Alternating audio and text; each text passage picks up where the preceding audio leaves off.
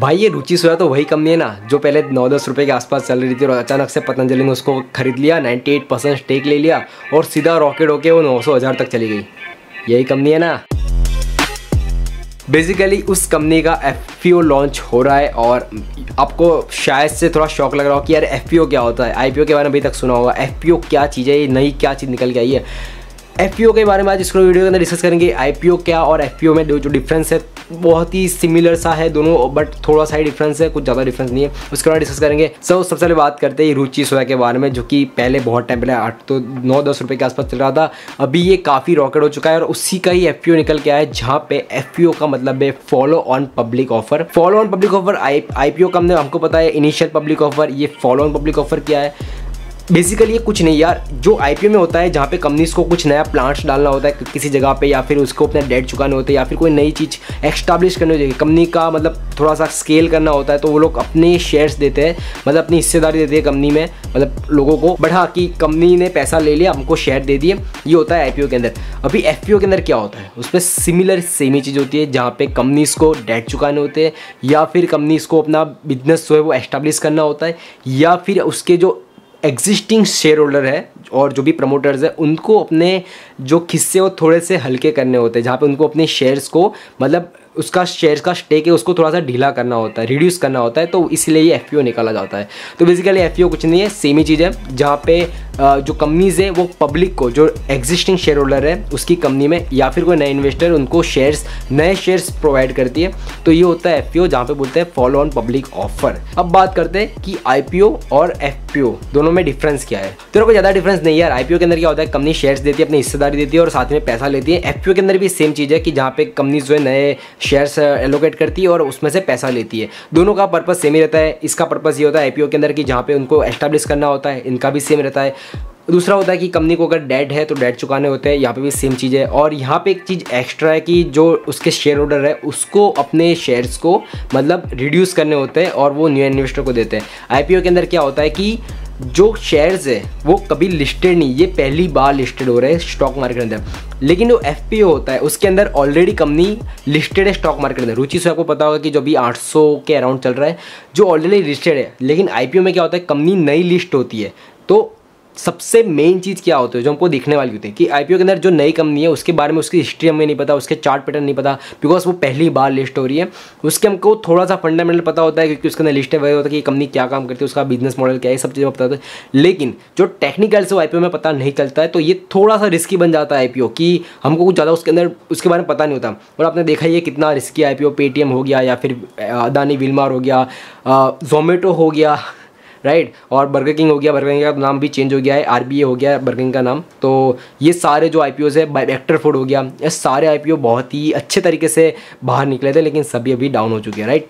सो ये जो FPO होता है उसके अंदर हमें कंपनी के बारे में ऑलरेडी पता होता है, कंपनी के बारे में उसकी बोर्ड मीटिंग कब हुई, उसके रिजल्ट सब चीज़ पता होती है। साथ ही हमें ये भी पता होता है कंपनी के चार्ट पैटर्न्स क्या बन रहे हैं। जैसे अभी रुचि सोया है, उसका पीछे का आप अगर देखने चाहो एक साल का 2 साल का, तो आप आराम से देख सकते हो, ठीक है, कि भाई इतने उसके चार्ट पैटर्न्स है। 1 महीने का आप देखने जाओ तो भी 4 महीने का देख सकते हो कि इतने क्या क्या चार्ट पैटर्न्स बन रहे हैं। और मार्केट का सिनारियो भी हमें पता होता है कि मार्केट में सेंटीमेंट क्या चल रहा है। लेकिन IPO के बारे में हमें उतना पता नहीं होता। तो बस इतना ही डिफरेंस है IPO और वर्सेस FPO में कि IPO थोड़ा सा रिस्की बन जाता है, लेकिन FPO में ऑलरेडी कंपनी लिस्टेड है। तो FPO तभी लिस्टेड हो, मतलब FPO तभी निकाला जाता है जब कंपनी ऑलरेडी लिस्टेड हो, ठीक है। रुचि से ऑलरेडी लिस्टेड है तब जाके FPO उसका निकाला जा रहा है।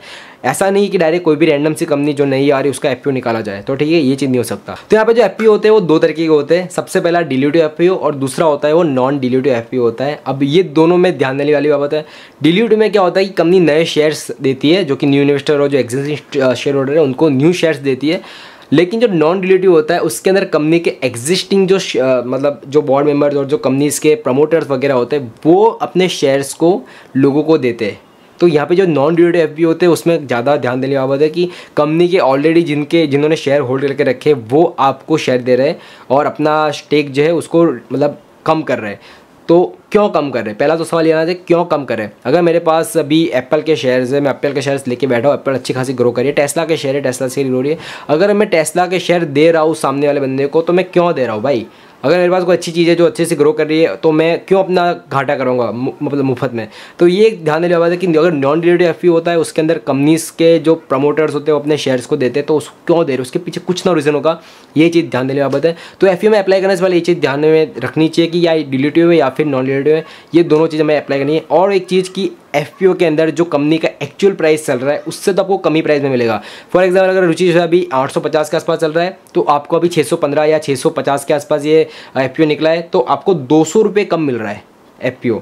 तो which is a good part कि आपको 200 रुपये कम में मिल रहा है, प्राइस जो एक्चुअल है उससे आपको कम प्राइस में मिल रहा है। ये एक नई चीज़ है जिसमें आपको मतलब बेनिफिट हो सकता है एफपीओ के अंदर, ये चीज़ ध्यान में देने वाली बात है। ऐसा नहीं होगा कि अगर आपको मिल गया और ये 650 की प्राइस में और अभी चल रहा है 800 रुपये तो आपको इनिशियली सिर्फ 200 रुपये का सीधा फ़ायदा हो गया, ये चीज़ पॉसिबल नहीं है।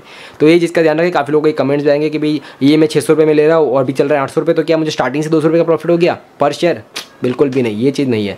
तो आपको होपफुली समझ में आ गया एफपीओ वर्सेस आईपीओ, एफपीओ क्यों होता है, किस लिए निकाला जाता है और साथ ही में एफपीओ की क्या क्या चीज़ें होती है। और अगर आईपीओ है तो उसमें रिसर्च की ज़्यादा रिक्वायरमेंट रहेगी, लेकिन एफपीओ है तो उसके अंदर रिसर्च की रिक्वायरमेंट उतनी नहीं रहेगी बिकॉज ऑलरेडी हमारे पास डेटा पड़ा है। और अगर नॉन डिल्यूटिव एफपीओ है तो उसमें थोड़ा सा ध्यान देने की बात, बिकॉज कंपनीज के प्रमोटर्स अपने प्राइवेट शेयर आपको बेच रहे हैं, तो क्यों बेच रहे हैं, तो ये एक चीज़ ध्यान में रखनी। सब बात करते हैं मेरे बारे में कि क्या मैं इस एफपीओ के बारे में मतलब पूरा सा इंटरेस्टेड हो कि नहीं। तो सबसे पहले चीज़, पहले दिन में ये 8% ओवर सब्सक्राइब हुआ है, दूसरे दिन 32% ओवर सब्सक्राइब हुआ है। अभी हमारे पास 2 दिन और बाकी है। इस 2 दिन में हमें देखना है कि कितना ओवर सब्सक्राइब होता है। हमें लास्ट डे यानी मंडे को हम अप्लाई करेंगे। पहली चीज़, अगर ये 100 टाइम्स ओवर सब्सक्राइब होता है या फिर 80 गुना ज़्यादा होता है तो मैं डेफिनेटली इसके अंदर अप्लाई करूँगा, जस्ट बिकॉज ऑफ की फ्लो कितना हो रहा है, क्योंकि इंटरेस्ट रेट डिमांड ज़्यादा बढ़ रही है। तो अगर मुझे मिल जाता है तो मुझे अच्छा खासा प्रॉफिट हो जाएगा इनिशियल टाइम में, लेकिन लॉन्ग टर्म के लिए डेफिनेटली मैं होल्ड नहीं करूँगा बिकॉज मार्केट के सेंटीमेंट अभी डाउन है। दूसरी चीज़ की मार्केट के अंदर जो ये रुचि हुआ है वो ऑलमोस्ट 9-10 रुपये के आसपास से इतना बड़ा हुआ है, तो ठीक है उसके में करेक्शन अभी बाकी है। तो मैं उतना ज़्यादा एक्साइटेड इस वजह से नहीं हूँ। अगर ये ज़्यादा ओवर सब्सक्राइब नहीं हुआ तो मैं डेफिनेटली अप्लाई नहीं करूँगा। मैं पहले इस एफपीओ को लॉन्च होने दूंगा, उसके बाद मैं थोड़ा सा वेट करूँगा, उसके बाद मैं एक्साइटेड रहूँगा। जैसे मैंने पेटीएम में किया, आई बॉट पेटीएम फॉर 550, ठीक है, और आप लोगों ने शायद 2000 पे आपका लग गया होगा। मैंने 550 पे बाई किया है क्योंकि मुझे लगा कि यार, क्योंकि पहली चीज़ की है इसमें 4300 करोड़ का एफपीओ है और दूसरा कि 650 का प्राइस चल रहा है। तो 4300 करोड़ का या तो बहुत ही बड़ा हो गया, तो मोस्ट चांस है कि सभी लोगों को ये पेटीएम के जैसा ही मिल जाए, ठीक है। और 650 के आसपास है ये प्राइस, तो मुझे ये काफ़ी ओवर प्राइस लग रहा है। लेकिन अगर फ्लो है, अगर ज़्यादा डिमांड आ रही है तो मैं डेफिनेटली अप्लाई करूँगा। लेकिन 650 is a very higher price और 4300 जो करोड़ है वो इस हिसाब से तो सबको मिल जाना चाहिए, मतलब सबको यानी ऑलमोस्ट मिल जाना चाहिए सबको। तो इस वजह से मुझे ये ओवर प्राइस लगे एज कम्पेयर टू, मतलब as similar as a Paytm में जो चीज़ हुई थी। तो इसीलिए अगर ये 500 से बिलो जाता है, 400 450 के आसपास, तो I definitely apply for this FPO. लेकिन अगर ये फ्लो होता है तो मैं डेफिनेटली उसमें फ्लो में अप्लाई करूँगा for the short time of period. So ये मेरे ओपिनियन से, आप क्या सोच रहे हो इस एफपीओ के बारे में मुझे कमेंट सेक्शन में डेफिनेटली बताना। लोगों को समझ में आएगा कि क्या करना चाहिए क्या नहीं करना चाहिए। और हमारा टेलीग्राम पे उसमें ज्वाइन कर दो, उसमें भी काफ़ी डिस्कशन होती रहती है। मिलते हैं अपने नेक्स्ट वीडियो के अंदर, तब तक के लिए होपफुली आपको वीडियो मजा आया होगा। Hopefully thank you so much for watching this video, stay tune and मिलते हैं अपने नेक्स्ट वीडियो में।